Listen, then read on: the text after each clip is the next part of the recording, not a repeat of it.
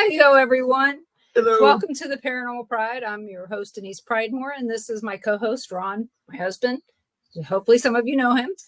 And we just got back about less than 2 hours ago from a long week of McPike Mansion.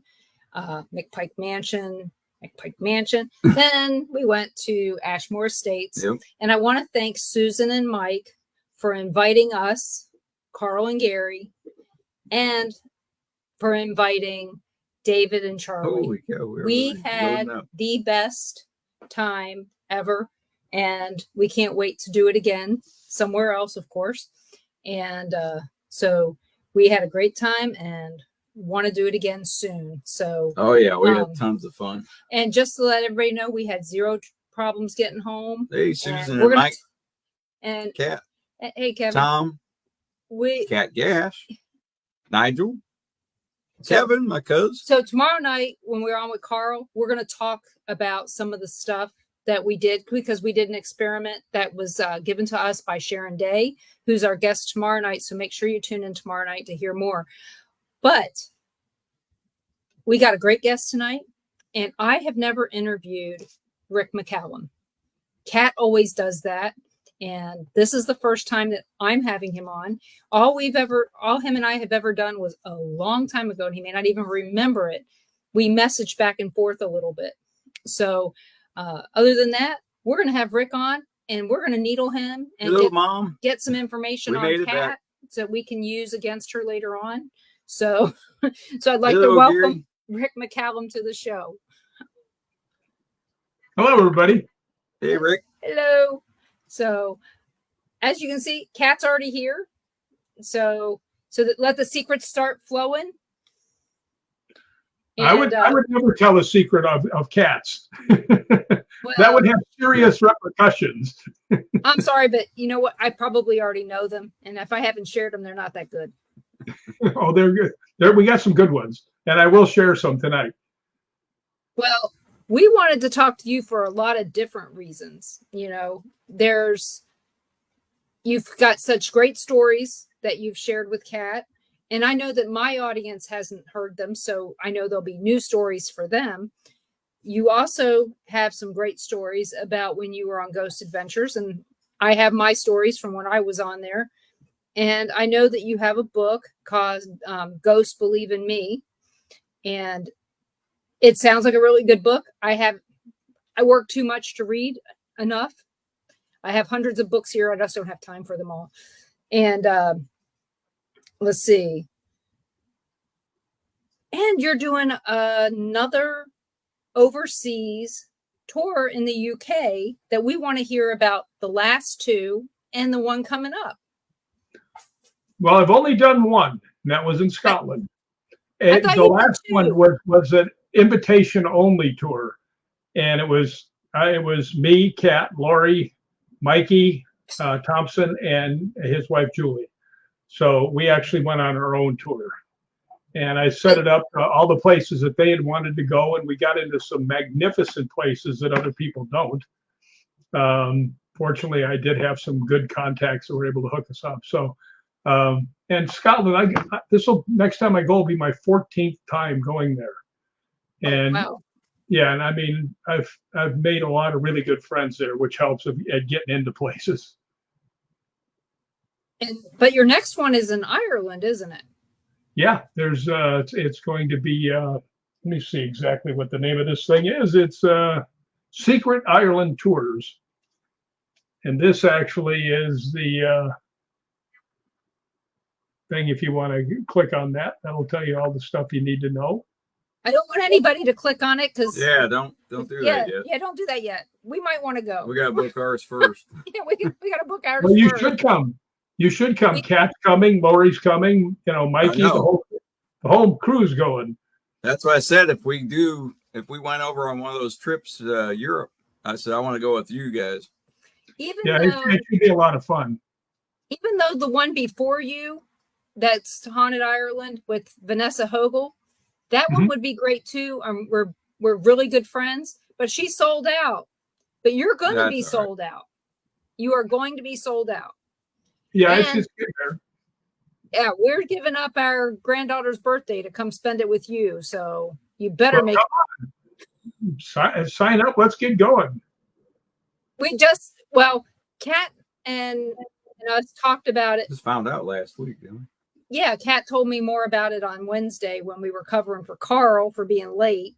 Yeah, You know, those damn producers can never show up on time. So listen, Carl. And I went and looked at it.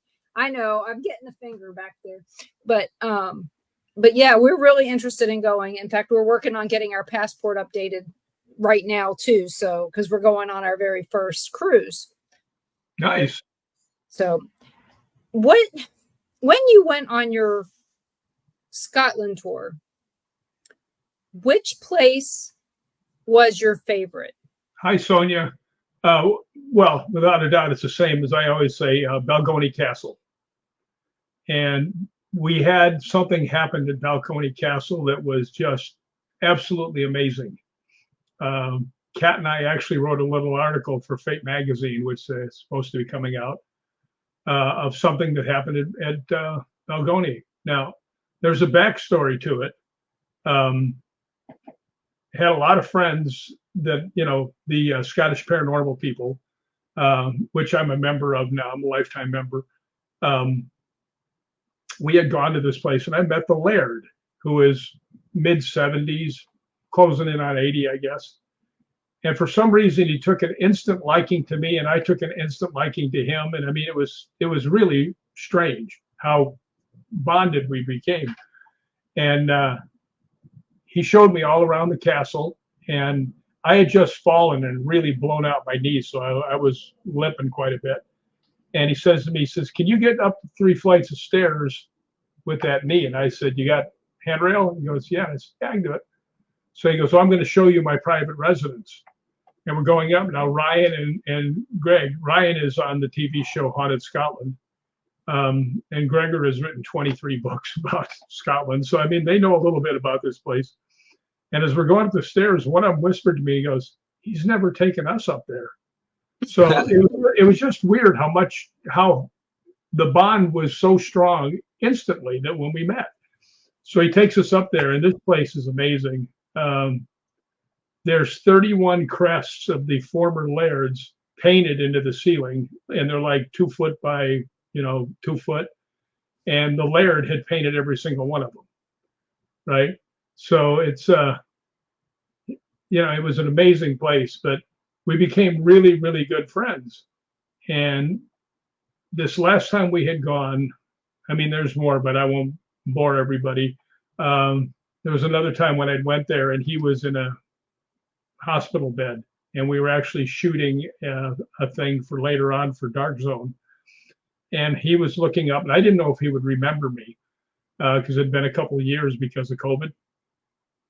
And we're all sitting there and he's getting introduced to everybody. And when it comes down to me, we're all standing by the bed. He looks up and he sticks his hand up to me and he smiles and he grabs my hand. He pulls me down and he whispers something to me. He's talking to me. And I stood up and I went, I got to go outside. There's a lot of dust in here. But I didn't fool anybody. They all busted me. But when we went back this last time, and Kate and Lori, Kat and Lori can tell you, we went into this one place. We were the Americans came over to help ghost hunt was the idea of this place. And they assigned us this one room, which I had never really been into, and it was the museum room. And it was right next to the Laird's room downstairs where he did all of his woodworking and stuff. The guy was a fabulously talented man and everything, woodworking, leatherworking. I mean, just amazing. And just to show you what a cool dude he was, he actually made his own coffin. And he was a woodworker. And he put down there the date he was born and left the other one for somebody else to fill in and bury him in this coffin. Well, when we went into this place, like I said, I'd never been in there. We put all of our equipment up. We had REM pods and, we had everything you can think of, K2 meters and, anything that could light up, we had in there. And Kat had, a camera that she had just put new batteries in. She was trying to film. It kept dying. Mikey was handing her new fresh batteries, they would die. It was just killing everything. And I just asked, I said, are there any spirits in here that want to talk to us? And all the K2 meters went, all 5 lights are locked. I've never seen that before. There's 3 of us and they just locked. And as Kat said, the K2, the REM pod right behind her, she goes, it looked like fireworks. It was going off so bad. The other ones, all the Mel meters, everything else, the entire room instantly went boom, like an explosion, right? And I'm looking down, and I look up and I see Kat's looking at me, Lori's looking at me, Mikey's all looking at me like, when is this bonehead going to catch on? And then finally I just went, holy crap, it's the Laird, right? he's talking to me. And they're all going, about time you caught on. I was like, but it was amazing how much all this stuff blew up at one instant. It was just, I've never seen anything like that. And I mean, it was really something. I had to try and keep from getting all blubbery over it, but it was really something. I've never seen anything like that. And I was trying to get him to back off so I could ask him questions on the K2s, but I turned mine off, turned it back on. They were all locked. I mean, every bit of, everything was just 100% on. So that was really cool. I actually, even Kat was saying, she goes, God, it takes you a long time to catch on. It's like, well, tell her you're used to following a script and you didn't have one. Yeah, I mean, that was amazing. I mean, that was obviously him just coming to tell me goodbye, and it was really touched me, I'll tell you. And by the way, when you said I had written a book, I've written 2. The 3rd one's on the way, and the first book actually won the Paranormal Book of the Year award, and that was Ghosts Believe in Me. So. And what's the name of the second book? The spirits are out there and they're waiting for you. Okay. And do you have a name for the 3rd one yet? Well, I'm thinking about it. I think I might put down my guardian angel just called for backup. Oh. I think mine needs some. So that is an excellent story. And are you going to go back to Balgony Castle again? Oh, absolutely. Absolutely. And I doubt if I'll have any interaction with him, because I think he's gone now, and he said his goodbye to me, and that really touched me. I mean, it really, really did. And that was my feeling when you said that. When you were talking about him, I felt like that if you went back there, he wouldn't be there. That's why I asked. Yeah, well, there's more to him than meets the eye. The whole place has Knights Templar stuff everywhere, and I've always been fascinated with Knights Templar. And I told him that. He just kind of smiled at me. And after he passed away, he told me, I can tell you now, he told me a secret. He says, can you keep a secret? And I said, yes. And he told me this secret. And he said, I'm not sure I'll get the right number, but he said there's 227 living Knights Templar in the United States. And I looked at him and I said, really, how do you know that? And he goes, because I'm in charge of them.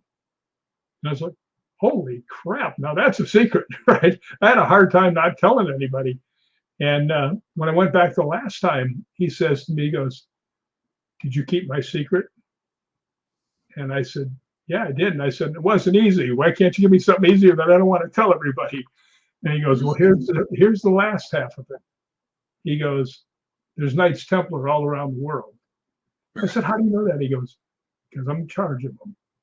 So it was pretty much telling me that he was the Grand Master of the Knights Templar.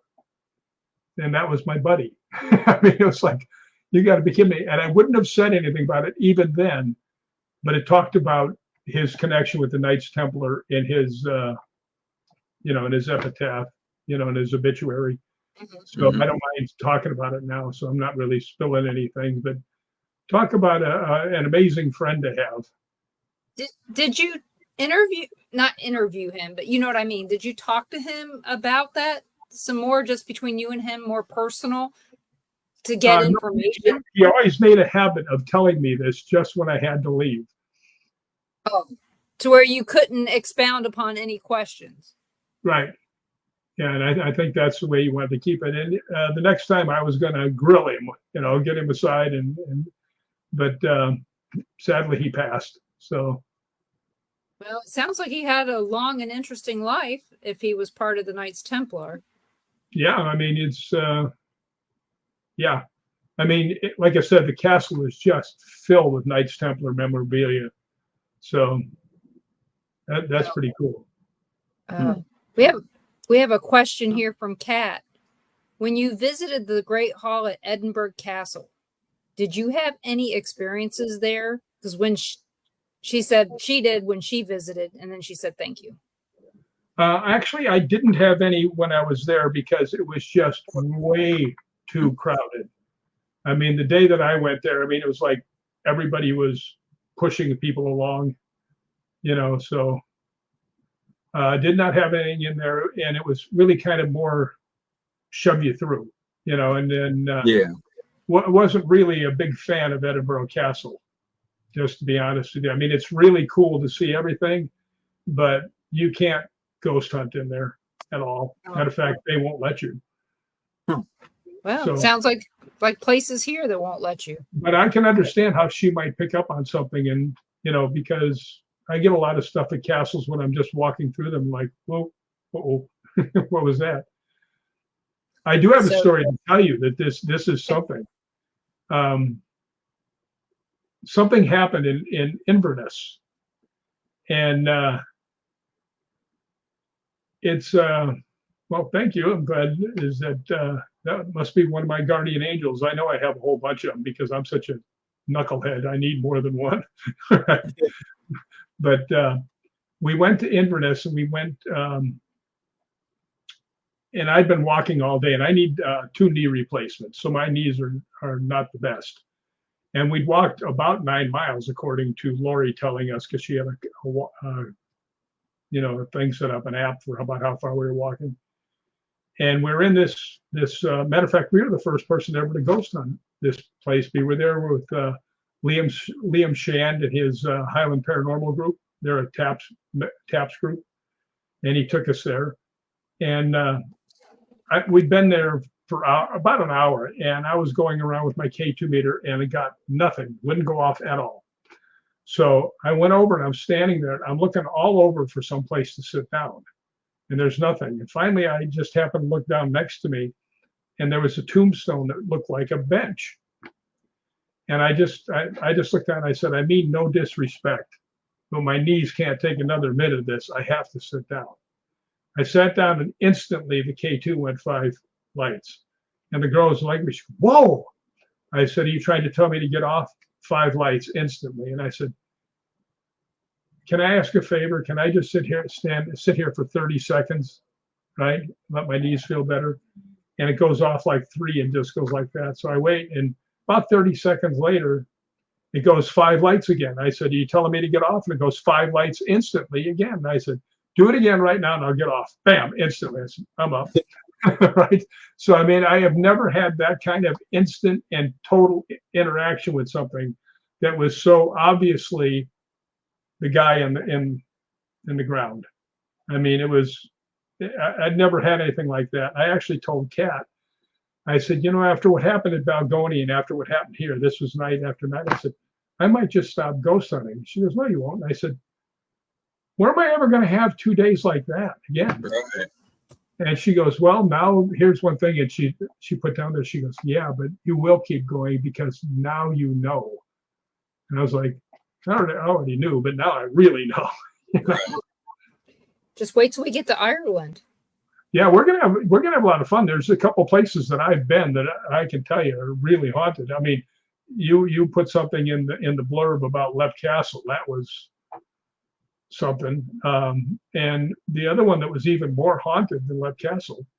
Tom, if I can answer this one, Tom, for you, is the Hellfire Club. And that place is major haunted. And my relative, John Wilkes, was actually a member of the Hellfire Club. And he was also Lord Mayor of London, and he was a member of Parliament. And he was always having battles with the king, so they threw him out of everything. And he actually gave a lot of money in support to the Americans during the Revolutionary War. Matter of fact, one of the cities is named after him and another guy, and that's Wilkes-Barre, Pennsylvania. So, but I went in there and they had a Frank's box because I was with Scottish Paranormal, and they had a Frank's box, and they were trying to get some stuff. They weren't getting anything, and I just said, "Can I try?" And they said, "Sure." And I said, "My name is Rick. I'm from the United States of America, and I came here to talk to my relative, John Wilkes." Right? And it doesn't say anything. I said, "Yeah, John, are you here? I'd really like to say hello to you." And it goes, "Relative?" And I said, "Yeah, I'm your relative." Right? And it goes, "Hi, Rick." And I'm looking at the other people, their eyes are open like this, right? And I'm like, "Wow, this is amazing." And I said, the next thing I said to him, I says, "I have to ask you something, and this will prove to me that you're a relative. Did you really dress a baboon up like Satan and turn him loose into the parties?" And it goes, "Baboon." And I looked over and I said, "This is going to be the most amazing piece of tape ever." And they said, "Oh, we're not recording." And I went, "Of course not. "I'm going to kill you." But that was amazing. And that happened at Hellfire Club, where we'll be going. And I'm really looking forward to this because some of the places that we have are just really something to see. So I'm really looking forward to getting out there. Now, I'm glad to hear you guys are coming. Yeah, we saw, I remember Scariest Places on Earth with Linda Blair, and they went to Charlieville, and that's on the list. And it's like, that would be interesting, especially since how long ago was that show? And now here's a chance to go there. And, because we always ask a question to a lot of our guests is, do you think that there's an expiration date on how long spirits can be around? And I think I got the answer to my question recently. But and what was it? Well, so long story short, I have a granddaughter named Clover. And I have been saying that since she was born, that she's an old soul. Okay. My mom, I have not witnessed her at all, except for one day I thought I heard her footsteps in the hospital. And it was in a hospital that she wouldn't have died in, but she would have went there when I had a baby. And I was in that same hospital. They don't do babies anymore, but I had surgery and was in the same room that I was in when I had one of my kids. And I heard her come in, check on me, and leave. And I haven't witnessed her since. Well, Clover was born and we had an instant connection. And I know that with grandparents, you do that. I mean, I'm talking, I lived with that kid for more than a year and a half every day. I was her main caretaker because my daughter had some postpartum depression. Her husband started a new job. They didn't have time to do all this stuff. And I would stay up with her all night and, work all day and work half the night, whatever I had to do to make sure she was taken care of. Well, they moved to South Carolina not that long ago.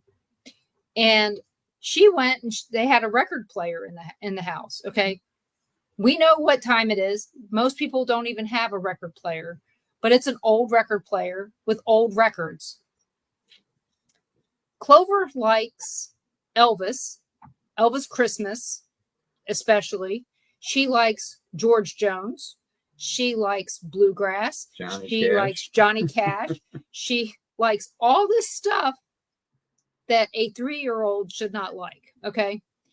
She also knew how to put the record on there and play it on her own. Nobody ever showed her. So I think that my mom is somehow, some way, her soul is in Clover, because every time I'm with Clover, she's all over me like stink on shit. Okay. She looks at me like she knows what I'm going to say. She understands everything I'm saying. She never seems to not understand. So I think that when my mom decided that this is where she was going to go so she could be close to me, I think that that's what happened, is why nobody's experiencing my mom firsthand. It's because she has found her new life. Kat just said the door just moved behind you. Yeah, it's a cat going in or out. Yeah. Oh, okay. I mean, you've already seen two of them as it is. I mean, we just got back, so they're all over us like stink on shit. But yeah, I think that maybe when they figure out that they want to go on is when we stop seeing them. I agree with you 100%. I think they can hang around as long as they want, but I think they actually cross over when they decide to. I mean, it makes me feel better to know that my mom's not just hanging around trying to solve whatever problem she thinks she needs to solve. Well, so it's nice when they come back when you really need them. And if I may interrupt a little bit, because this is kind of important, just as part, it goes with what you're saying. I was driving from going to Nashville, and my dad had passed away. Now, my dad would wear amazing amounts of cologne, and just amazing. And I always called him, pardon my French, but I always called him, I could smell him coming out of his room 30 feet away. And I go, here comes the French whore. Right. But anyway, I was driving and I'm in the speed lane, and on the left is these big cement things where they're building stuff. Right. Yeah. On the right side is those double aluminum tankers or stainless steel tankers, gas tankers.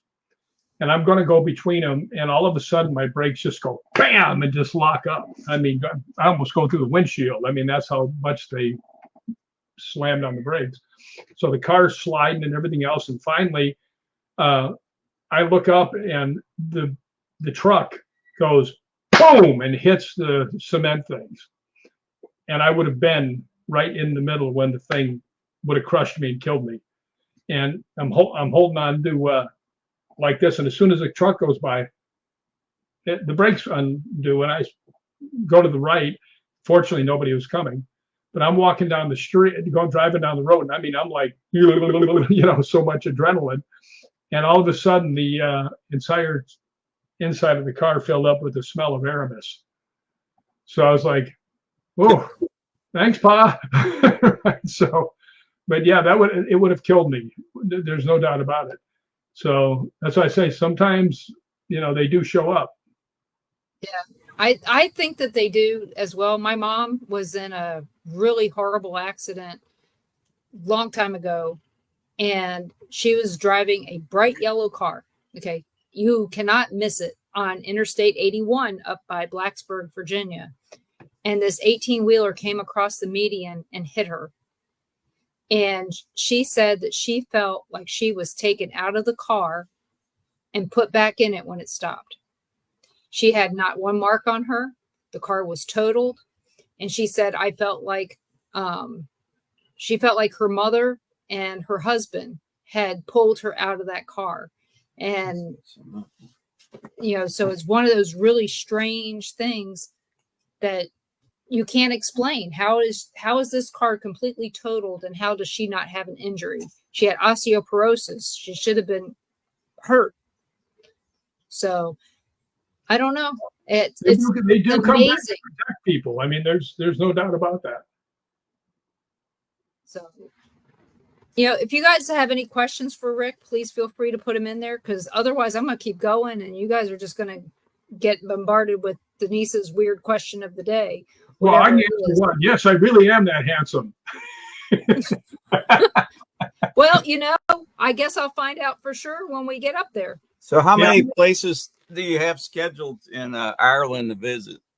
Well, I can tell you here. It says Leap Castle, Wicklow Jail, We'll also go to North Ireland, visiting Crumlin Jail, the famous Giant's Causeway, and so much more. You visit the east and south too, visiting Hellfire's Club, the Rock of Cashel, Spike Island, and you'll stay in an authentic 18th century castle before you fly home. So And don't we get to go to Bushmills too? This was the very first one that she sent out, and she has updated it somewhat. So, well, we got to set the over under on the betting odds for how many times Denise gets scratched. That's why I asked. You get scratched a lot? Everywhere. Well, we'll see. If I would say the place that would do that would be Hellfire Club. Yeah, because that place was really, really active. That could be 2 or 3 on that one. Matter of fact, if you've ever seen the cover of my book is me looking out the window of Hellfire Club. Oh yeah, I saw that picture. That's the one that I used on the yeah. But yeah, I have Irish family members. So me too. My whole family is apparently all they do is fight and can't hold their liquor. You know, they're Irish, English, German, and Indian. Oh, that explains it. Oh yeah, it does. We're all at fault. We're all at odds with each other all the time, and we can't hold our liquor, so it all works out. You know what's really strange is I'm mostly Scottish. Right? As a matter of fact, I may be related to 3 kings of Scotland. Right? Who knows for sure though. But my grandfather's name was Kelly, so I always figured I was Scotch and Irish. Right? Well, when he passed away, we took him down to Paducah, Kentucky to bury him, and we met his brother, George Viholius. And we're like, how can you be Viholius and Kelly? And he goes, well, his name really is Kelly. Really is Viholius. When he came over on the boat, he came with the Kellys, and he just kept that name. So he was actually 100% Spartan. So I'm like Spartan, and there really is a Sparta, right? So he was 100% Spartan. And then the Scottish side, it's like, no wonder I'm so cranky half the time. It's like, but that lineage, criminy sakes. So April, depending upon where the Scottish came from, be where we are. It could be where we're related, but I know that my dad was German, and English. I know that for sure because our family was on the House of Burgesses. I don't know much, but I know enough. But yeah, April's my cousin. Chris is my cousin. Ron's cousin's in here. Ron's mom's in here. So we have a family reunion every Monday night at 7 p.m. Yay! So, feel like a long lost cousin. You should. By the time we're done with all this, we're going to feel related in some way. So, we will have a good time on the Ireland trip because the people I know that are coming are just really fun. 2 of my cousins are coming. The girl that was just on there, Gina Neal, she's coming. Stephanie will probably come with her because they're like Butch and Sundance. And then we've got Lori. I don't know if you know Lori or not. And, I know of her. Yeah. So we'll have a good group. A lot of fun people. Amber's coming too. Oh, I can't wait. I think it's going to be something nice, something fun to do. So what food is the best there in Ireland? Well, I've only been in Ireland for 1 day. Oh, okay. And that was when I went the one time. And yeah, Stephanie will be there. Yeah. Can't have Butch without Sundance. So the food that we had was just pretty much regular food. Okay. So I think you'll have to be adventuresome and try some of the other stuff because we'll be there for 8 days, 9 days. Oh. So we get a lot of time to have some different kinds of chow. Oh yeah. There's one place that I really want to see. It's called the Giant's Causeway, and it's not paranormal, but it's all these rocks that are straight up and down. It looks like buildings, and they're all natural. It's really cool. Huh. So that's one thing I'm really looking forward to seeing. You think they could have been placed there by aliens? Now, this is just, I mean, it actually goes into a tunnel in one place, I think. I mean, it's amazing. So not only will we get to see, I mean, we're getting a tour of Ireland, we're also getting to ghost hunt some pretty good places. So I'm really looking forward to it. I want to go right now. Well, if I had my passport, I would want to go right now. But I gotta go vote first. You know, Yeah. Gotta rest it. yeah. Yeah, I gotta rest up after the 9 days not in my own bed. Yeah, it's you know, what's funny is that I've actually sleeping in a chair overnight at Balgony Castle and Lep Castle. So that's two of the most famous places around, and I'm just sitting there in a chair sleeping overnight. Well, sometimes you got to go to sleep. You know, we finally went to bed at Ashmore Estates. I think it was 4 a.m. I told Ron, I said, I got to at least get a nap. You know, we were at McPike on the Saturday before, and we were up until 3 a.m. And I told him I wasn't even tired until I went back to the tent and laid down. You know, it's like, of course, it was like, what, 38 degrees? Yes. It was cold. Oh, Yeah. So does it rain all the time in England or in Ireland? I didn't hear what you said. I said, did it rain the whole time? I mean, does it rain all the time in Ireland? And it did rain when we were walking down from the Hellfire Club. Now, the Hellfire Club is a fairly steep walk up the hill. So, I mean, when you're coming back down the hill, and it was so funny because that was right after I'd hurt my knee. And this one girl actually came up and helped me get all the way down. Well, that was nice. And Kat asks, why did you go to sleep in a chair at Lep Castle? Because it was an overnight. And seeing as I'm from America, I didn't bring any overnight stuff. So I just grabbed a chair. And what's really funny, I mean, there's pictures of me all over in this. I actually took a white sheet to try and keep me a little warmer, and I just threw it completely over me. And they had all these people coming out of the castle. They'd had a party there. And all I could see while I'm underneath there is flash, flash, flash, flash. Every time taking a picture of the ghost in the chair. Well, but that castle is pretty haunted itself. Matter of fact, it says it's the most haunted place in Ireland. I mean, I saw that one also, I think, on Scariest Places on Earth. Oh yeah. So it's amazing. Yeah, they didn't last long. No, those people didn't last long. So do you have any other places that you would like to do a tour of? You know, like Transylvania, Germany? Yeah, I would like to go to all of those places. I'm actually thinking about starting my own tour in Scotland because I saw when I could set it up, that's how it should have been when we went on the tour, you know, on another tour group that set us up. Right.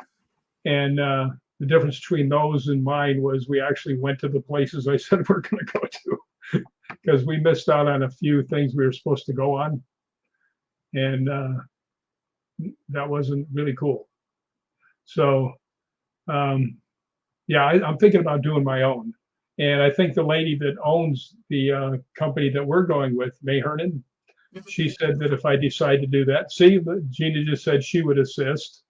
Yeah, so, you know, I know a lot of people, and I do have, like I said, I've got a lot of contacts. Matter of fact, when we were there, the last time we got into places you're not supposed to get into. Well, you can get in, but they're really hard. Like we got into Bannockburn House for a private ghost hunt. We got into, what is the name of that place that I can never, Menzies, although they call it Mengus. I have no idea. I fight with them all the time. It's Menzies, Menzies. It's not Mengus. I don't care what you say.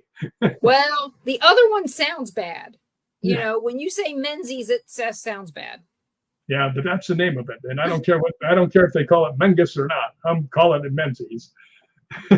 So, but yeah, there was some. We got to go to 3 different places that had never been ghost hunted. which was really cool. We got to ghost hunt the Writers Museum. We went to the Culloden Battlefield. We got to we went to Balgony.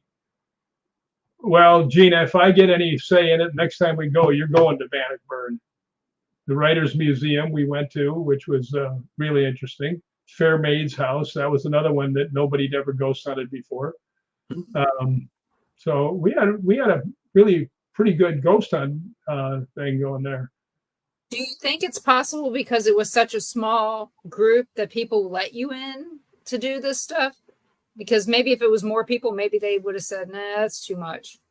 Well, the people that let me in were the ones that were in charge of letting people in. So I think it was a larger group we could. But if I do have a thing, I'm not going to have 25 people. Okay, and one of the other things I would do is I would have, one of the things they do with tours that I don't like is they rush you through things. Like the next day, there's another thing to go to, another thing to go to. And you're like in Edinburgh, Scotland. Wouldn't you like to see Edinburgh, Scotland one day? Oh, yeah. Yeah, just say, okay, tomorrow, have fun. And there's so many places you can walk to ghost hunt yourself. I mean, and I happen to know most of them. I mean, we've had some really, really interesting things happen when we've just been out wandering around. So, yeah, that's what I would do. I would have a couple of days where they could just say, okay, go anywhere you want. We'll see you tomorrow. And I think that would really make a big thing. Hey, Jeremy, talk to you in December. I'm at a show in December. He's a good guy. He is a good guy. And as a matter of fact, it was his show that I won the Paranormal Book of the Year award. And this is for you, Jeremy. Oh, I was hoping it was. I was hoping you weren't going to moon. No. I like Jeremy. Jeremy's a good dude. I just wanted to show that I have that on the back of my shirt. Well, so just so you know, we are Things of Florida. Carl is Things of Missouri. Of course, Kat is Things of Alabama. So we're all part of the same network. Mm-hmm. So. Oh, I knew that. I know everything about you guys. Kat says nice things about you people, by the way, just so you know. She should. No. She should. Why not? Checks in the mail. We've been friends for a long time, So there you go. November 22nd, you'll be on the week before Thanksgiving. I'm looking forward to it. I got one in December too. Actually, it's really strange is I have 4 podcasts in the next 5 days. Yep. I know all about that. I had to cancel one last week because I told Ron, I said, it's one thing to have 2 podcasts in one night when you're at home. It sucks to have them when you're out of town. So I had called somebody and said, can we reschedule? Because, I want to visit with the family as opposed to visit. I mean, yes, everybody, I love visiting with everybody, but I don't get to visit with the family as much. So I thought it would be best to cancel that. And from what I found out, more than likely it would have been canceled anyway because there was something else that happened to the people I was supposed to be on their podcast that night. So it worked out. So yeah, sometimes things work out just because. Yep. So, you want to tell everybody, because we got some people that may not know who you are, but that's what I was going to say. Yeah. Tell everybody what your day job used to be. I'm not all that sure what I actually, I used to be a stunt man and a stunt coordinator, acted a little bit, tried to avoid it. But I've been in roughly 75 movies, mostly horror movies. My best friend, Kane Hodder, who plays Jason, we doubled each other on different things, believe it or not. Kane doubled me on a big fire stunt on Children of the Corn Part 5. I played the fire chief, and I go up on the top, and this big thing blows up on fire. And Kane is, in my opinion, and probably most everybody's, the best fire guy around. And it was a fantastic thing that looks, if you ever get a chance to see that, just look at the fire stunt. It was amazing. And everybody thinks I did it.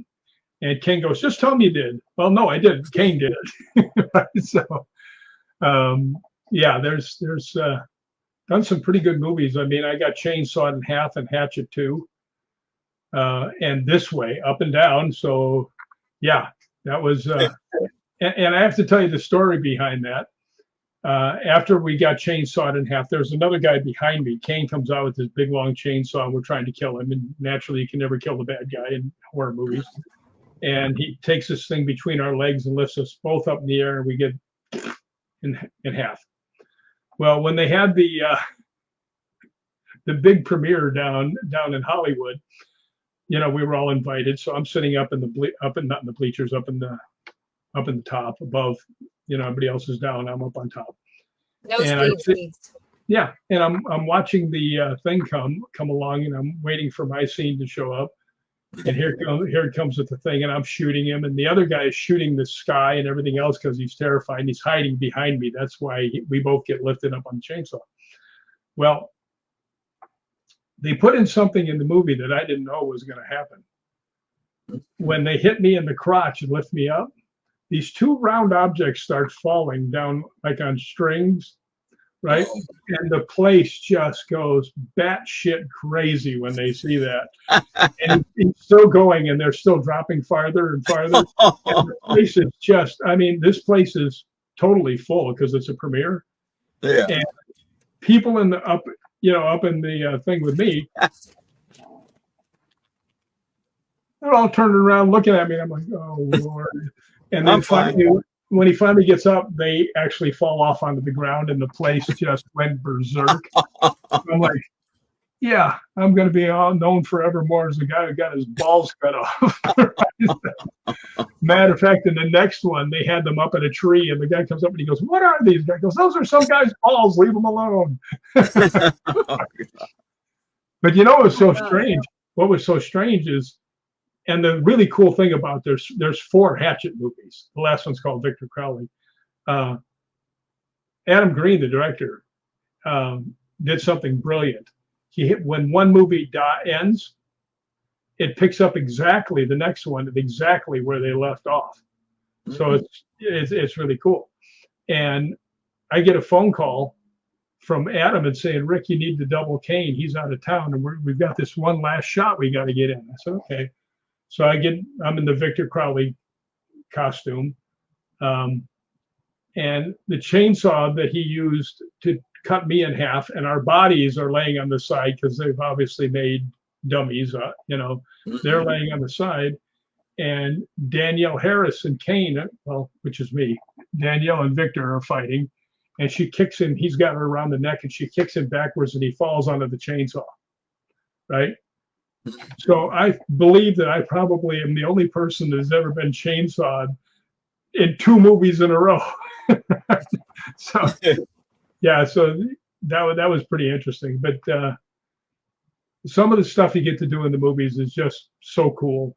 And I'll tell you another one from one of the Hatchet ones. The very first one, Tamara Feldman was the lead actress. And there was a thing where I'm doubling Kane. I'm in the water. Kane. The reason I'm doubling Kane is not because he can't do it. He was also playing another character, Victor's father. Now Kane's a really good stuntman, but he can't be in 2 places at one time. And I can't play him, but I can play Victor because they put a costume on me. And there's a scene where I'm supposed to pop out of the water, grab Tamara, and rip her over the thing, and we both go underwater. So I told her, I said, Tamara, do you mind if I reach up and put my hand in your jeans? Because if I'm just grabbing at you, trying to get you, it's going to be real hard to really rip you out of there. And they can't see my arm, so I can put it in and be underwater and just pop up and just go, which I did. And I told her, I said, look, it's very important that we both go underwater, right? So don't come up. I won't hold you down there very long, right? So I do that, and as I pull her over, I haven't been in the water trying to go underneath with all the silicone and rubber and everything else that I got on. And as I throw her under and I go push her down, I'm floating. I'm trying to get under, and all of a sudden I feel these two little hands come out and go, yank, and pull me under. So Tamara, at a girl, she saved us on that scene. She yanked me underneath, so that was really cool. So little things like that, you get that all the time through the movies. But what was so funny is she was out on the big boat, and I had to move everybody aside. And I said, Tamara, can you move forward? I don't want to touch anything that I'm not supposed to. And she turns, she goes, you already had your hands on my pants. What are you worried about? From when I grabbed her, to lift her up. Yeah. So you get some pretty cool stuff when you're on the movie business, Did you ever have a paranormal experience while filming a film? Yes. Yes, and it was really pretty cool. It was I'm not allowed to tell you the name of the studio, Okay. but we were filming one of the Hatchet movies, and I was talking to one of the security guys. He goes, yeah, the second floor is really haunted. I said, can you let me up there? And he goes, yeah. So I asked, this was so funny. You know who Tony Todd is? No. Tony Todd was Candyman. Oh, okay. And very African-American guy, about 6'6", he's got a real deep voice. And Colton, the guy that was my partner, who also happened to be a black guy, we're both standing there. I said, hey, guys, I'm going ghost hunting. You want to come with me? And Tony Todd goes, oh, hell no. Right?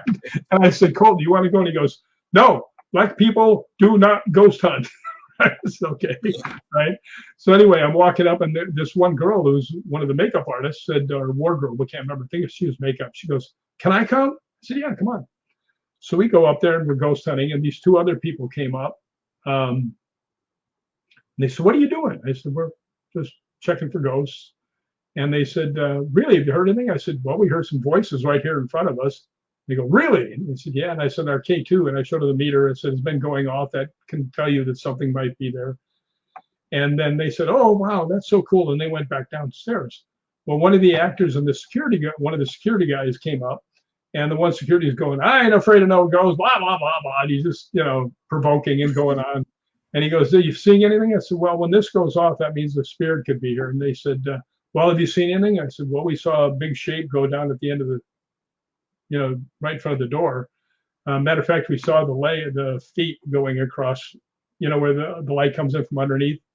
You can see the feet going across, which is so cool. And while we're up there, the guy goes, well, I'm still not afraid of anything. What's that thing in your hand? I said, well, if it goes off, it could mean that there's a spirit near us. He goes, well, I ain't afraid of no spirits. And it goes all 5 lights. And all you can hear, and I actually had this on video, but not them running away, but you can hear them running down the stairs. Turned around and ran away like you couldn't believe. So yeah, we do get to ghost hunt some places. I mean, Kane and I, when we were on different places, like we actually started in Mansfield. Our group actually started in Mansfield Reformatory because we were filming a movie there, and then we went out and we went ghost hunting through it. Why do I think a lot of old theaters are haunted? Good question. Would really depend on if anybody had actually passed away there or actually had a connection there. So, people seem to think, like there has to be some tragedy and stuff. It can't. It could just be somebody that really just had a real connection to a place and really likes it. So who knows about that? I mean, they could stay pretty much anywhere they want to. Yeah. I'm noticing something here. Yes. You apparently have an entourage, and if we go on this cruise, it might just be you and Ron as the only male participants. Cruise or trip. No, I think Mikey's going. Okay, so that would be 3. Mikey Thompson and Julie are both really, really sweet people. They're both nurses and very good ghost hunters. Julie's just getting into it now, but Mikey's actually he's very, very good. Okay, there you go. So well, but I'm noticing that you have an entourage here. Well, that's a good thing, isn't it? Yeah, that's good. Maybe for you. No, it's just when you get to meet me in person, I'm pretty easy to get along with. I love to have fun, and people just seem to hang around. Let's put it that way. And Johnny, my cousin, she just Kat put down Johnny's coming. That's my cousin. And he's a little wild man. So we'll have fun. Sherry is my other cousin. She's coming. So, by the way, if you're looking we're to gonna know each other really well by the time it's all done. Oh yeah, if anybody out there is looking to come to us, Bonnie's coming. And by the way, Bonnie, I haven't forgotten your books. I'm waiting for one more to come in. Just Tracy P. Now I've ghost hunted with her. I wish she could come. Yeah, there's quite a few people that do come. But yeah, I'm really looking forward to this. You know. It sounds like it's going to be a good time. So. Yeah, so if anybody is interested, by the way, let me say it's called Secret Ireland Tours, and if you look up Secret Ireland Tours on Facebook, or if you look up May Hernan, MAI, and then Hernan, you'll get more information. And if you're interested in signing up, now here's something that's cool. I'm not the salesman for this at all, but she is taking, payments along the way. So, it's all the way till September. If you really wanted to go, you got time payments to pay, and it's not as such a big smack as other places that make you pay the whole thing at once. So, and May's a wonderful girl. She's very, very, very Ireland, and she knows the ins and outs of the place. So we're going to have a good time. So come join us. Great things about it. Guys are welcome. Single girls are more welcome. I mean, I'm old. I'm single. I need somebody to take care of me. Well, sometimes people make plans for that single person to show up, and they just happen to be married. It's like, okay, my mom's husband's brother tried to get me to take care of him when my mother's husband died. He kept telling me, well, I have my own car. I have my own house. It's like, I have my own car. I have my own house. I don't need you. He was 80 years old. He wanted me to come and take care of him. I will tell you something kind of strange. A girl called me up and said, can you please come see if you can get something out of my condo in Malibu? And I said, okay, where do I park? She goes, park behind my Range Rover. And I said, darling, everybody in Malibu has a Range Rover. She goes, yeah, that's true. Right. She goes, I'll come out and get you. Right. So I pull up, she comes out and she's got a Ring doorbell. Right. And she calls me afterwards and she goes, what's so strange? She goes, both of the Ring doorbells went off. Neither one of them show you in a cat. Lori, one time we were in this castle and she loves the SLS camera, and she's masking everybody in the place, and she comes up to me and she's going, it won't read you, right? And she goes back, everybody comes back, she goes, I can't get you on the SLS. And I'm just sitting in the chair minding my own business. So I don't know, I think I might be on a different vibration than most people. You may be part Transylvanian. Never seen anything about it, but I'm okay with that. So by the way, I told you not to say anything about my Cinderella dress, and there you go, telling me about everybody being trans. Pennsylvania. I did not say anything about that. Oh, Pennsylvania. Okay, I misheard. Yeah, I did not say anything. So, like you're part Dracula, So, so how did you get involved in ghost hunting to begin with? It's a really funny story. My mother did not have a lot of money. We lived in the south side of Chicago. And my grandfather died in one of those gun cleaning accidents. If you get my drift. Yeah. And he always wanted to be buried in Paducah, Kentucky. So my mom and I went on a train because we didn't have, we were short on money. So we get in the thing, we go down to Paducah, Kentucky, we go over to the funeral home, and that's where we find out that he's 100% Spartan and his name's not Kelly, because that's where we met his brother. Well, we didn't have a place to stay. We didn't have, because it was instant. We just had to go, right? And we said, well, let's go find a place to stay. And it's nighttime, and we're walking down trying to find a hotel. And we come across this one that looks perfect for any horror movie you ever met, because it's a 2-story brownstone with a sign outside, a neon sign that's flickering, right? And it's not the best part of town. So we walked in there. I was 13 years old at the time. And we walk in, and my mother says, "Do you have any rooms?" He goes, "We've got one left." And she goes, "Well, how much is it?" She goes, "Okay, we'll take that." And he goes, "I have to tell you, it's haunted." Now, I wasn't really close to my grandfather, only met him twice in my life, right? And being 13, and I heard that I'm going to be in a haunted room, I'm like, woo-hoo-hoo! I was like, haunted ticket to Disney, golden ticket to Disneyland, man. I'm excited. So we go upstairs, and the place that we're staying in looks like a volleyball court sideways. It's all wood, and it's a big, big rectangle. And on each side of the room is a rolling bed. That's where our beds are. So, pretty emotional, the whole deal, all the train trip, and, walking through the city trying to find a place to stay. We hit the beds to go to bed. And maybe half an hour later, I hear my mother scream. So I'm all ready to jump out of bed and defend her with my, 13-year-old self, which was like 5'2".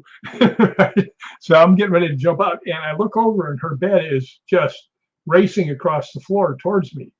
Right. And I look over, and then I realize mine is racing towards her, and the two of them smack together in the middle of the room. Right. And we just sat there and looked at each other for, probably like 10 seconds. My mother goes, "Well, I guess the guy downstairs is right." Now, my mother was borderline genius, really. She was amazingly smart. And we tried to debunk this long before the word was even anybody had ever even heard of this. So we took a glass and set it down and tried to get it to roll to see if the floors were warped, because it was nice and round and wouldn't move. So I went over and I put my bed right next to the wall and put myself up against it and shoved it as hard as I could, and it went 3 feet. Now these things both went 10 to 12 feet each and smashed into the middle. So that got me. I always like to say this is what got me hooked. was that one. So after that, and then I kind of found out that later on when I went to see my dad, and I say in the book that this is the most haunted place I've ever been, and it's not even close. I call it the most haunted house in America. And the things that happened, everybody that came there would always come back the next morning, and we'd be having breakfast. We'd never tell them the place is haunted. And we'd be having breakfast. They go, your house, can we, and I mean, it's haunted. Yes, it's haunted. We know, trust me. And everybody that came there, I mean, it was amazingly haunted. And you should get the book. By the way, I'm not trying to sell my book, because any money that I get from my books, I give to St. Jude Hospital. And they're both on Amazon. So, and like I said, one's Paranormal Book of the Year and the other one's just as good. So they're pretty good reading. And you're giving some money to the kids at St. Jude. So, but yeah, that's a good cause. Yeah, there's some pretty damn good stories in there. And I'll tell you, the first time I went to this house, I got there, my friend and I had driven from Chicago down to my dad's house in Texas. And he had one of his workers with him, and they'd been having a party because it had been his birthday. They'd been drinking at the bar, and they met us at the house. And I was really tired because I did all the driving because my friend didn't know how to drive a stick, right? And they said, "Well, we got to take our friend back so he can get his car and go home." And I'm like, "You've been drinking all night and you're taking the so I can drive home? This doesn't sound like a good idea." So they jump in the car and they take off, and I go into the room I'm supposed to sleep in, and it looks like a woman's room because it's got the canopy bed and the kind of lace and stuff like that. And it's not a real big room. It's got a window at the end, like a big window, and it's got the moon coming in. And I lay down to go to bed, and right by my ear I hear, what the hell was that? Right? I'm just tired. So I lay back down. He goes, even louder. And what is that? And I thought, does he have a dog? So I get out and I open the door, and I open up the closet door, and I look under the bed. There's no dog. So I lay back down again. I hear it again, even louder. And I look up and I see that there's a air conditioning unit right there. And I said, "Oh, it's just turning off." And I go, "Wait a minute. It doesn't turn off 4 times." Right. So I sit up, right. and right here behind my ear and on my neck, and I could feel a hot blast of, of heat on my neck, and it went on my neck. I jumped out of the bed, grabbed the door, and it had one of those slider locks. And I went out, and I'm not waiting for the slider lock to find it. And I just yanked the door, busted the door frame, and went outside. And I'm standing in the front, out on the grass. And my dad lived in a cul-de-sac, and here they come. After about 10 minutes, I'm outside, and I'm shooken up because this thing was definitely messing with me, right? And that was really my first adventure of something messing with me, other than the bed smashing. So I'm trying to figure out what's happening. My dad gets out, and he looks at me, he laughs, he goes, "He got you, didn't he?" And I said, "What are you talking about?" He goes, "Ha!" And I said, "Oh, you know about that?" And he goes, "Yeah, we never tell anybody though." So that was my introduction. I was there for an hour. One of the things that else happened, we were all sitting there after that. We said, "Well, what do you think the ghosts are?" I said, "Well, they're energy." And right between us, do you remember the old time flash bulbs, that you used to put on the thing? One of them went off right in between all of us in the room. Boom. And we were like, "Wow, this place is really haunted." Yeah, it was. Matter of fact, I had a Great Dane that was about 180 pounds. And one day I'm sitting on the floor cross-legged, and he's sleeping. Everybody else is out of the house. And he rolls over and he goes up in like the Sphinx position. And he looks at me. Now, this dog loved me because I saved him from being, put down. And he followed me everywhere. This dog was, he was like my shadow. And he sits up and he looks at me, and his ears go down, his eyes get slits, and his teeth come up, and he goes, and I'm like, "Tubby, it's me." Right? And he's only like 5 feet from me. And he's going, I'm going, "Tubby, it's me." And I thought, God, if I'm going to have to duke it out with this dog, this isn't going to be easy. Right? Because I'm sitting down on the ground, and he's like, he gets up halfway and he's trembling. He's so angry. Right? And I'm looking at him, and I realize he's not looking at me. He's looking over my shoulder.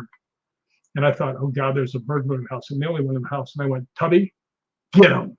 And he went by me like, boom, like a rocket.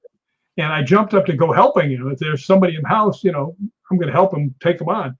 And I jump up, and all I see, it's so weird. He's on his back legs, and I'm seeing from behind. So I'm not seeing the front of him. I'm seeing the back of him.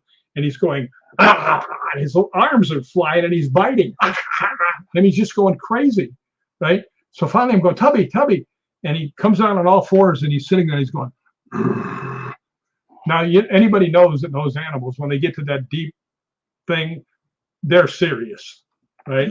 And he's going, finally he goes, and he turns out and he looks at me and he wags his tail, and he comes back, and I'm going, "Good boy." And I thought to myself, what the hell did he see? Yeah. Right? Because he went after it. And this was as vicious as I've ever seen a dog get. And I have to tell you this just because how I got this dog. I went down to visit my dad. He had a great big backyard, and we'd had Great Danes as I was growing up. And I asked him, I said, "Hey, why don't we get a Great Dane?" And he goes, "Let's see if you can find one." Now, this is 1979, and I found only one place around us that had Great Danes. It was a lady who raised Great Danes. And I asked her how much they were. And she goes, "Well, they start at $500. I was like, So I told my dad, back then. Yeah, that was. So my dad was a promoter. He had done Evel Knievel shows. We had done all kinds of stuff, which would bring in a lot of money at one time. And so sometimes he had a lot of money. Other times he owed a lot of money. Right? He was just that kind of guy. Well, this was one of the times he happened to have some. And he goes, "Let's go look." Right? So we made arrangements. We got to see this lady. And what is going on here? I'm all got all excited with the dog and got blown out. But anyway, we go out, and she brings all these dogs out. And they're all show dogs, and they're all looking off in the distance like Brad Pitt. I'm like, come on, I want a dog. I want something to get him in headlock and give him a couple of whacks and have him bite me. I want to play with him, right? So finally she goes, "Well, that's about it." I said, "Well, let's see the other one." And she looks at me, kind of surprised. She goes, "What do you mean?" I said, "You said about. There's another one." And she goes, "I can't show you. He's the most vicious dog I've ever had." Right? And I said, "Can I see him?" And she goes, "No, he fights with every dog, and he bites everybody." I said, "Please, can I see him?" She goes, "Okay." She brings him out, and here comes this gorgeous animal. I mean, absolutely gorgeous. Pictures in the book. And he's 170, 180 pounds, huge dog. He looks like the Cal-Can dog. I mean, he's beautiful. And she brings him out, and he's got a muzzle on. And I'm looking at him in the eyes, and I don't see vicious in his eyes. Yeah. So I kneel down on one knee, and he's about maybe 5 feet away from me. And he's looking at me, and I said, take the muzzle off. She goes, no, I can't do that. And I said, no, please take the muzzle off, right? And she goes, I really can't. I'm telling you, this dog is vicious. I raised dogs for, this is the most vicious dog I've ever had. And I said, if he bites me, it's on me. She goes, okay. And she takes the muzzle off, right? And I'm looking at him, I went, hey, come here.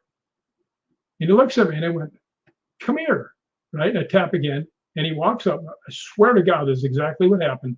He put his nose on my nose and looked at me, right?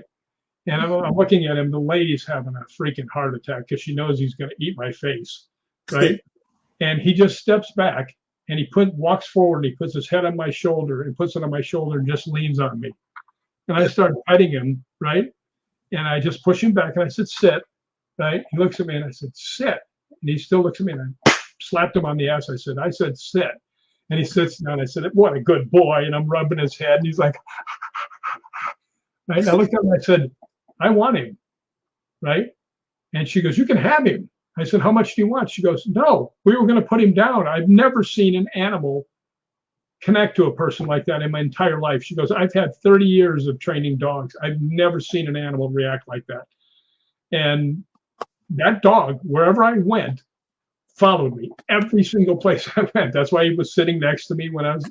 So, I mean, he was my dog. I mean, we were like soul connected. So. How old was he when you got him? He was probably 4 or 5 years old, maybe. Yeah. He wasn't a puppy. Yeah, they don't live very long, do they? All big dogs tend to die earlier. Right. And unfortunately, I had to give him away because we moved to Hawaii and they wouldn't put him on the planes. Right. So we gave him to a lady that worked for us who really liked him. But that dog was something. He was really something. Yeah, I had But a feeling he you were going to tell us bamboozled me with the hug he gave me. Yeah. And he saved us $500 too. Yeah, Ron's a dog whisperer too. Yeah, that's Omega, isn't it? Ron, when an animal comes and a cat slave. Yeah. Well, you know what happened to us when we were on our tour in Scotland? I went out and I was there a week before anybody else. And I just come back from getting something to eat, and I'm walking down the alleyway, and it's all cobblestones, and there's restaurants along the alleyways. They're actually streets, but they're more alleys. You're not really supposed to drive down them too much. And there's a bunch of ladies standing out. They just come out of eating, and they're all standing there, and they're looking at something. And I look, and coming around the corner, and on the other side of the street was a fox, right? And I looked over, and I said, hey, and it looks at me, and I said, come here. And it comes running across the thing, and it comes up right to my feet, just sits there and looks at me, and I go, hi. And he had a bad left foot because he was limping when he came across. Yeah. And I really wanted to lean down and pet him, but I was afraid to pet him because I might hurt him and he might bite me, right? So I just stood there and I talked to him, and I said, all right, well, I got to go, right? And I started to walk away, and he started to walk away, and it was like a damn Hallmark movie. I almost started crying. I stopped after about 5 steps, and I turned around and I looked, and he turns around and he looks at me, right? And we both look at each other, and then we turn around, we walk away. But it was like that big goodbye, you know. It was really something. Yeah. But animals seem to like me. Matter of fact, the girl that lives downstairs from me, I watch her dog all the time. And what's funny is I'm allergic to dogs now, but I'm not allergic to hers. And maybe hers doesn't have dander. Well, what's really funny is there's a dog, which is an Irish wolfhound, that belonged to the Laird. And I'm not allergic to him either. And he's a big old hairy ape. Right? Yeah. So it's strange. I kind of think that maybe I'm allergic to some of the soaps that people use to wash the dogs. Yeah. Yeah. That is possible. because I'm allergic to like everything. I'm like the boy in the plastic bubble, you know. So Well, you don't want to be John Travolta. hey, what's wrong with John Travolta now? You know, he had a pretty good career, you know. Being Vinnie Well, Barbarino. well, yeah, I remember Vinnie Barbarino. What my grandson did, what was hilarious. I don't know where they got it, but they were doing the Saturday Night Fever dance, him and Clover. So maybe Clover showed him from her life in the 70s at being my mom. So I don't know. It was just kind of funny. So you've done all these different things in your life. What else? I mean, before you were a stunt man, and in movies, what did you do? What did you do in between being a kid? Went to college, played sports, screwed around, and then actually I got a degree in criminal justice. And part of my degree was I had to go do a internship. And there was one place I went, they put me in with the detectives. Well, we went out, and the very first day I saw where some guy had raped a 3-year-old girl that he was supposed to be watching. And the next couple of days after that, I saw where somebody had shot a girl, and it was the wrong girl, right? Killed her. And I was like, I don't want to do this. I wouldn't mind killing somebody if I had to, but I don't like seeing this. It just, stuff like that makes me want to cry. I'm very sensitive about a lot of stuff. Right? I don't watch horror movies because they bother me. I don't watch them. I don't watch them. And but I saw this one girl that one guy was mad at his girlfriend. They lived in a trailer, and she stepped out of the trailer at night. He just shot her in the head, and it was this younger sister. So I mean, it's just, I said, I don't want to do this. These people, you meet the scum of the earth. You don't get paid much. You're out a long time. They can kill you. They shoot bullets at you. And I thought to myself, the time that I was in college, I graduated with honors, which means I've got to be kind of smart, right? And I thought, there's another business where you have really pretty people. They shoot fake bullets at you, and they pay you a lot more money. Let's go do that. So I came out here and tried to be a stuntman. Luckily, bumped into some really good people that helped me, and it just went from there. Kane Hodder helped me so much. A friend of mine, Richard Friedman, who's a director, helped me a great deal. Adam Green, who did all of the, Hatchet movies. Matter of fact, we did something that you could go to YouTube and look it up, and it's called Saber. What is it? Lightsaber underwear fight is what it's called. Oh, God. And they had a thing for San Diego Comic-Con for the best thing. There was something based on Star Wars.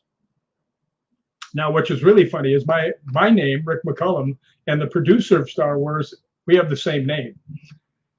So anyway, we did this one thing, which actually ended up winning the best action and best film, which was really cool. And I mean, these girls are fighting with lightsabers, and it's really cool. They're shorts, right? But yeah, it was just that was pretty cool. But the fact that it won the Comic-Con, film of the Comic-Con was really pretty good surprise.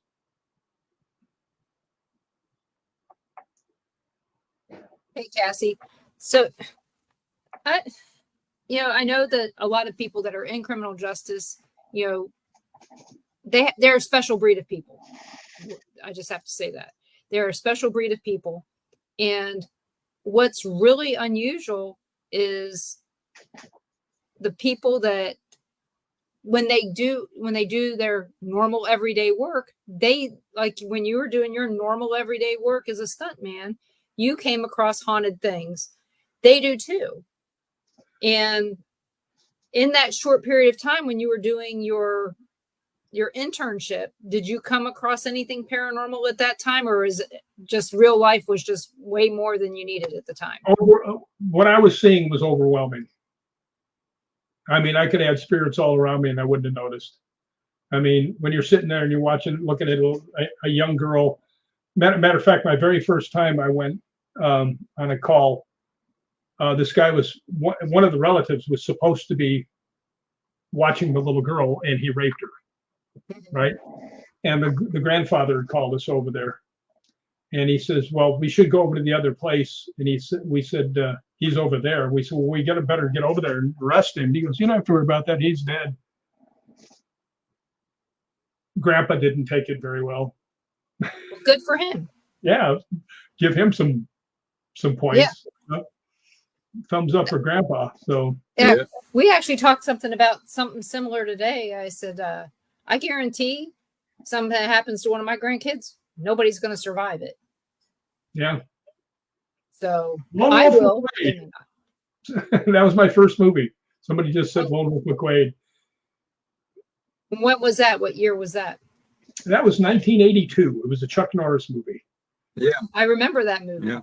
Yeah, and that's where I actually, if you remember the very first movie, when he's up on the thing and all the rustlers are down below, and he comes down because they're going to kill the one guy if he doesn't surrender, and he's sitting there in the heavy set bad guy and all of leather.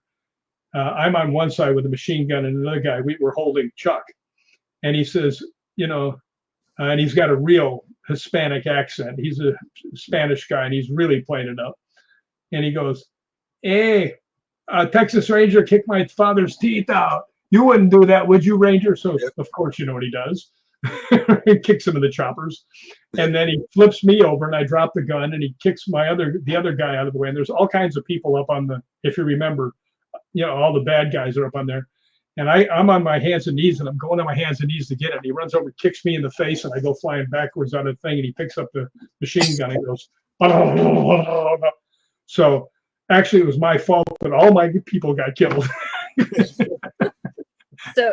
So when you talk horror movies, I can only tell you I've only seen a few because I don't do horror. I mean, it's weird. I can't watch them. I don't know anything about them. In most cases, people will tell me something about Friday the 13th or Halloween, and I'll go, you know what? The only thing I know is that my maiden name is Myers. And I teased. I told him, I said, if we have a baby, I have a boy that's born on Friday the 13th, it's going to be Jason Michael Myers. and I said, and it legally could be their name because family name, And but I told him, I said, we didn't have to worry about that. I bet that kid would get straight A's just because. Well, I have to tell you this, you're gonna die laughing. We had an agreement that I would name the girls and he would name the boys. Mm. So with our first kid, we wanted to name our kids after family members. We thought. And the first one, it was like we were teasing people. Okay, just keep that in mind. We were teasing people. We had told them that we were going to name our son Chili Mookie. Chili Davis and Mookie Wilson. Okay. Tillamook Mudslide is my favorite ice cream, by the way. Tillamook, yes. Okay, go ahead. Well, he likes Tillamook too, but then we had some other family members' names that they're baseball players back in the day. Yeah, back in the 80s. I was around then. I actually was a security guard for the White Sox dugout for a couple times. Oh, well, I think Mookie Wilson, didn't he play for the Kansas City? I think so. Yeah, we lived in Kansas City played for the Mets. You know what? They played everywhere back then. But I don't know. I mean, if it wasn't Eddie Murray or whatever. If it wasn't an Oriole, I didn't know who they were. Okay. That's all there was. But we teased about all these different names, and some of them were really crude. You wouldn't do that to a kid, but because this is a family show, I'm not going to say it, but I'll tell you later. But we lucked out. We had 4 girls, so we never had to name any boys, Jason Michael Myers or anything like that. So Ron got kind of shut out there, man. That's not fair. I know. But I did let him help me name the kids because I ran out of L names and like didn't know what to name them. So, but it was, there was all these different things with the kids that, you love to tell the stories. Yeah. But, I'll have to share pictures of all these kids someday with you. But I'll see them all in Ireland. Yes. I'll see all those pictures when we get to Ireland. Yep. And then, you know what? All of our kids have had a paranormal experience. All 4 of them. One no longer wants to paranormal investigate ever. And the other one wants to, but she doesn't have time because she's got too many dogs. So it's interesting to see the kids' take on the paranormal as they get older. I don't know. Did you have any other family members that had paranormal experiences besides you and your mom? Oh yeah, my dad. Else? Well, my dad. Yes. My stepmother did. My brother did. As a matter of fact, my brother. Here's something that in this place we were at. He was about 13 years old, and he comes up behind me, and I told him, I said, "Don't mess with me. I'll get my ghost to get you." And he was afraid of ghosts, right? And he comes up behind me and he goes, "All right, have the ghost get me." He slaps me in the back of the head. He takes off running. So I start chasing him. And he's running around, and he runs into the living room, and he comes back up by the dining room, and he runs back into the kitchen. And my stepmother's in there cooking, and she sees him run by. And so he's running along, and he goes up.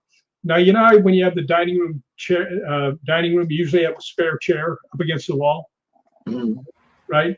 He's running, and as he's running towards there, I said, "Get him, ghosts!" And he looks back at me, and the chair, flies off the wall, lands in front of him, trips him, and he goes flying into the kitchen. And he slides up next to my stepmother, and he starts wailing like a 4-year-old girl. Ah!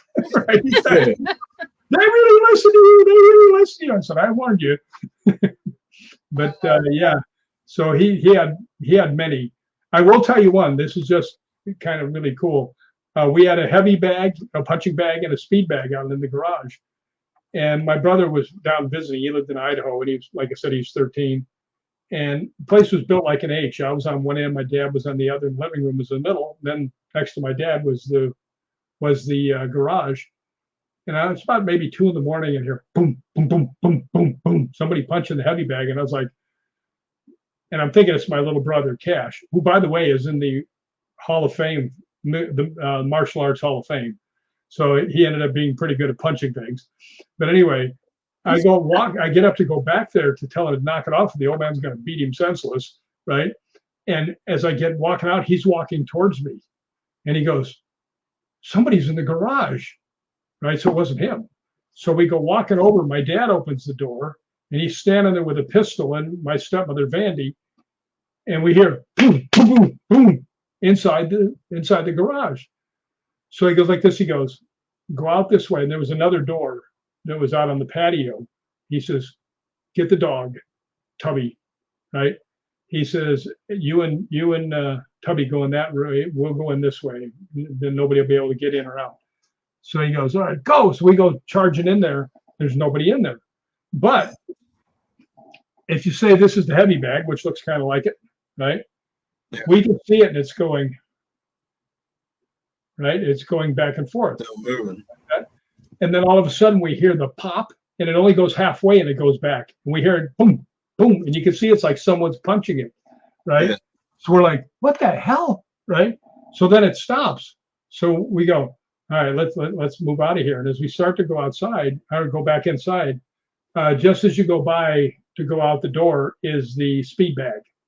And I'm the last one going out. And just as I go past it, it goes like somebody hit it right behind my head. Right. And I turn around and I go, "Man, this place is so haunted. It's ridiculous." But my dad turns to me and he goes, "Leave the dog in the house." So it was, yeah. People out there buy the book. Ghosts Believe Me. There's stories in there about that house that will just make your toes curl. If that didn't do it, I don't know what would. But when you were talking about your house in the Chicago area being haunted. Yeah, it was. Does that house still exist today? Oh yeah, yeah. I sold it. You know, my mom passed away, and she was very, very quiet about seeing things, right? And then finally, she tells me just before she passes away, we're sitting there. She's in the recliner that she liked to sit in, and she could see all the way down the length of the house and all the way into the back door. And she goes, "Oh, my Indian is back." What? What Indian? Right? And she goes, "Oh, there's been an Indian since we move in that'll pop up and just look in on me every once in a while." I said, "And you never thought of maybe telling me that?" Right? She goes, "Hey, he doesn't mean me harm. He's here to watch out for me." And then she turns and looks at me, something she never said to me. She goes, "I've seen ghosts my entire life." So, and then she passed away right after that. So, do you see ghosts as they? How do you see ghosts? Do you see them? Yeah, I've actually seen quite a few. Well, I can't say quite a few, but a handful of full body apparitions. And two of them I saw, I could have touched them. They were that close. In a very famous place, there's matter of fact, anybody ever watches Outlander, the yellow building that's one of the palaces, Coolross, it's called. I went in there with Linda Whiteford, who was the docent of the place, and we went in, and there was only like me, Kat was there, Lori was there, I think. And as we walked in, we went through this small curved thing that went from room to room, and it was shorter than me. Right, so I had to sneak through because I'm 6'4". I'm, fairly big guy. So I had to sneak through there, and I turned around just as I got through, and I see a guy walk by. And we're supposed to be the only ones in the building because the building was closed. And I said, "Linda, is there somebody else in the building?" I said, "I just saw a guy walk by." So we go under there, and there's nobody there. And the thing that got me, I didn't see his head because I'm taller than the arch. I just saw from like here down, right? And I looked over there. He was walking fairly quickly. And what was so weird is that there was only about this much room on the side where he would have walked by. And he was walking fast. He would have gone splat, face planted, but there was nobody there. And I mean, I saw it was clear as a bell, right? And so I've seen several full body apparitions. And I mean, and it's, they'll shake you up a little bit sometimes. Are they, when you see a full body apparition, is it just like a big blob, or is it somebody like, dressed in clothes and you can see their clothes? The ones I've seen, the three that I have seen, or four, looks like somebody standing there. And I was in England at a place called Norwich Theater, and I was there with Anubis Paranormal. And we were downstairs this was an actual theater, it wasn't a movie theater. So it had all the stuff that you wanted. Yeah, matter of fact, this is what I'm going to tell you because it's in my book. There's a story. Anthony, this is a story I'm going to tell you right now. They had half of the basement with a big pipe about this big that went across, so you couldn't cross it because that's where all the lights and all the things for the stuff were at. So we're standing there, and I'm right up against the thing, and I'm with Mandy Fellows, who's the leader of Anubis. And I look over, and there's somebody in the dark, because we're in the dark, we've got flashlights stuff, but I can see the guy, and he's no farther than 4 feet away from me. And he's got his head down, and it looks like he's looking at a telephone or a K2 meter. And I look over to say something to Mandy, saying, "You're not supposed to be on that side." Right? And her eyes are like this. And I turn around and there's nobody there. And she goes, "You saw him too, didn't you?" And I mean, that's actually on the back of my book because there's different things that people have seen with me. I said, "Yeah, sure as heck did." So, I mean, clear as a bell. He was like, I could have touched him. I could have reached out and touched him. So, but you got to understand something too. I've done this for 50 years. I mean, I may have been ghost hunting more than anybody in the world. Just to be honest. I mean, I've been seeing spirits for 55 years, and I'm going to tell you, I'm only 29. well, I can actually tell you that I've been seeing ghosts for 57 years. Yeah. And Yeah. for me, when I see a spirit, sometimes they look as solid as you and me. Yeah. And I can't tell the difference between whether or not it's a spirit or it's a real person. But for me, the one thing I notice is that if it's a spirit, 9 times out of 10 doesn't have feet. I've never noticed that. I've never gotten that much into them. As a matter of fact, I do know that the one in Cool Ross, I saw his feet. Yeah. It's just that's me, I think. I don't know. Yeah. But if you see me doing this, I'm probably looking for something to see what's down there. Yeah, but there's so much. There's so many cool things that happen with ghost hunting, and I've had a very horrifying experience at Lep Castle. There's been a lot of really interesting things that have happened, and I'm so glad that I had that as a side thing to do. And I like the fact that I was able to write a couple of good books. I'm actually working on number 3, and it's super interesting. And the one thing, you probably know this too, because you probably get calls from people saying, "Hey, can I ask you a question about this?" And you've probably had people on your show. What's the one thing that you see the most, or people say the most? And I said, without a doubt, it's people seeing a loved one who died earlier in the day at the foot of their bed. Mm-hmm. I said, I get so many people say, and they're not even in the same state, and they'll say, "Yeah, I was laying there and I looked up and saw my grandmother at the foot of the bed, and about an hour later, I got a phone call saying she had passed." And I said, I must have heard 100 of those. Mm-hmm. The person that had passed and is standing there to say goodbye. So. And I hear that a lot. We actually had a house that we lived in that I kept telling Ron was haunted, but I didn't say haunted. I just kept telling him, there's a boy in our house. And he didn't really get it until he got it. Once he got it, it's been, because I didn't tell him. I didn't tell him that I could see spirits. I didn't explain it. Because in the 70s, you didn't tell people you saw ghosts. No. Back in the day, when you told somebody you did ghosts, they're like, "How do I get out of here?" Nowadays, it's like, "Oh, can we go with you? This is so cool." I mean, now it's a big thing, You were on Ghost Adventures? Well, yeah, Yep, me too. And the first thing that everybody says is something nasty about Zach, and it's like, I can't say nothing nasty about him. He treated me kindly. I like Zach. Matter of fact, I stunt coordinated his movie. And, he did a thing called Sympathy Said with Shark. So, and he was the first person I had an online magazine. He was the first person I ever interviewed. And I got to tell you, people undersell Zach quite a bit. He's very intelligent, because I wrote like a 2,500 words and I sent it to him. I said, "Tell me if there's anything you want me to take out." And 5 minutes later, he says, "Can you just change this a little bit?" So, he read it all that fast, put the changes in, he sent it back that fast.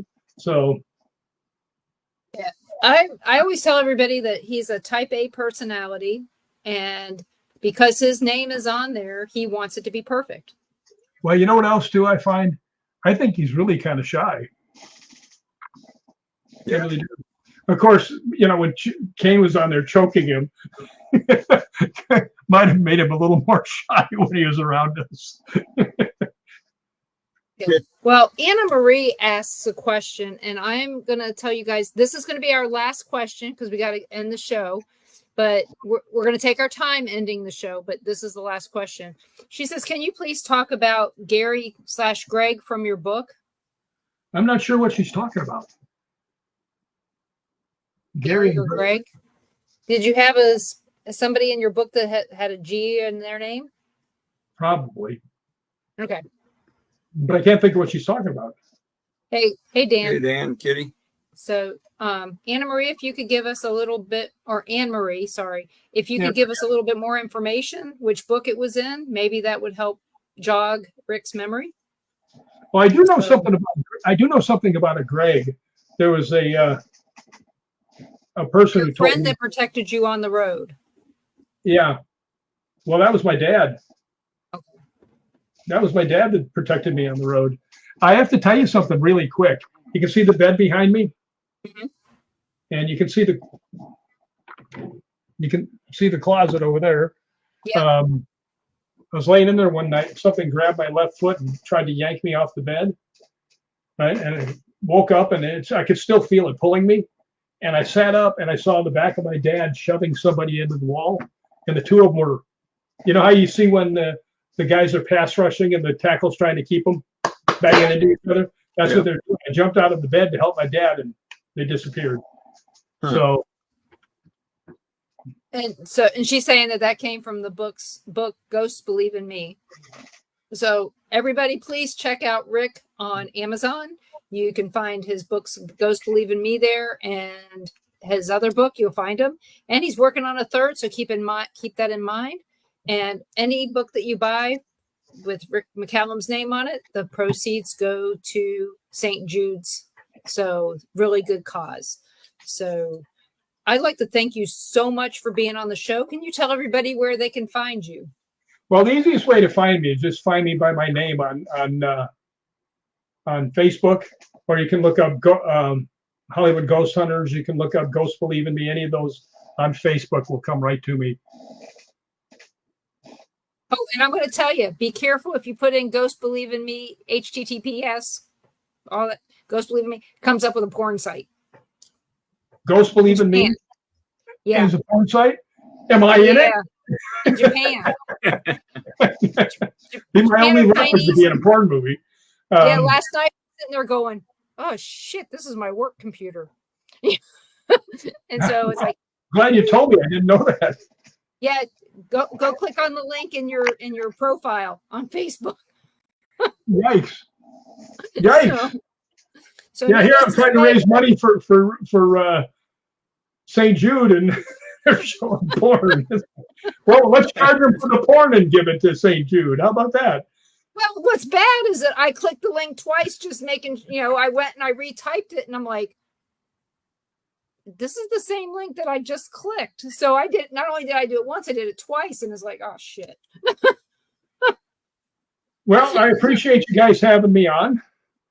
I appreciate you being on, and I look forward to visiting with you in Ireland, and maybe coming on again at some time in the future.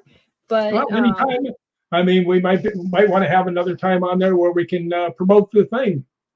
Oh yeah, we definitely. Yeah, about how many spots are left on that? Do you know? I don't know, but I do know that there can't be a lot of them left. Right. Because I mean, I can think of over a dozen right off the top of my head. Right. That's what I thought. You're welcome, Anthony. So thank you guys, and make sure you join me here every Monday night for the Paranormal Pride. And next Monday night, my guest is Brett Yacobochi. Say that fast 5 times. So he's going to come on. We're going to talk about random stuff. And whatever he's doing now, he will be a repeat guest. I had him on probably 6 or 7 years ago. So for all you guys, it'll be new. Join us tomorrow night at 5 p.m. Central for Paranormal Nation Radio Not So Normal. And our guest will be Sharon Day. We will be talking a little bit about the weekend that we just came back from at Ashmore Estates, and some things at McPike Mansion with Carl and Ron. So make sure you join us for that. And I don't know if they've had time to go over any evidence on that experiment. And most likely the Tuesday following next Monday, we will not have a Paranormal Nation Radio Not So Normal because it is election day. So make sure you guys go out there. We'll be on a different show. Yeah. Vote early, vote often. And remember, if you don't vote, I don't want to hear you complain. Wait a minute. What's this vote often? Are you from Chicago? No, actually what I usually say is Republicans vote on Tuesday, Democrats vote on Wednesday. And Thursday and Friday, and however many they need. You don't want me being in charge of it. But well, actually I got interviewed about because I had been a precinct captain, or not a precinct captain, precinct judge on the south side of Chicago, which is as democratic as you can get. Right. And I was like the only person on that side that wasn't, right? So they got me to watch, and I got to tell you, they asked me. They said, "Have you ever had anything?" I said, "Yeah, my job was making sure that in Chicago that the dead people only voted once." Right. Well, we were election judges, or not judges. We were we worked at the elections in Kansas. Election official. So we did that during COVID, because a lot of the elderly people that they usually didn't want to do it. So we ended up doing that, and we learned a lot about the process. We're going to be looking into getting involved here in Florida. But I have a feeling they have enough Republicans. They may not have enough Democrats. So don't know. That's someone else's problem. So, but yep. So vote and make sure it counts. So I still like to vote often. Vote early, vote often. I'm telling you, that reminded me so much of Chicago. I mean, we'll be on the Conservative View next week, and I think we're gonna start. Is it about 5:00 next week, Carl? Next Tuesday? Yeah. So there you go. We're gonna be. Hey, Carl, thanks for having me on. So, bye, guys. See you tomorrow night at 5 p.m. and next Monday at 7. So make sure you guys keep your calendars open. You never know what I'm going to be talking about. So have a good night, and we'll see you soon. All right, Thanks everybody. for having me, guys.